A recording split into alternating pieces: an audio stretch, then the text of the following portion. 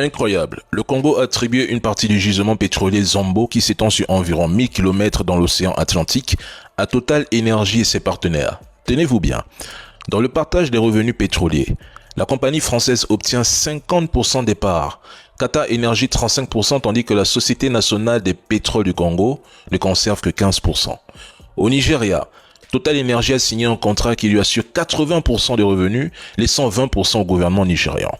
En pratique, les compagnies étrangères récupèrent d'abord leur investissement, c'est-à-dire coûts d'exploration, forage, exploitation. Ensuite, elles se payent sur la production, ce qu'on appelle le cost oil. Le reste, c'est le profit oil, partagé selon les pourcentages fixés dans le contrat.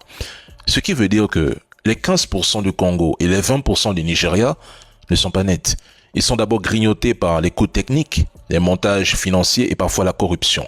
Donc en réalité, l'État touche bien moins que 15% en cash réel. En gros, ces deux pays ne bénéficient presque pas de leur propre pétrole et le peuple ne gagnera absolument rien.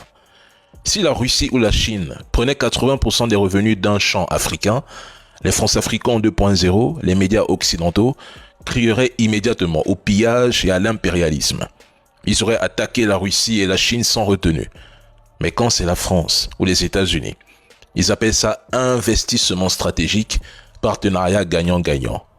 Un deux poids deux mesures flagrant.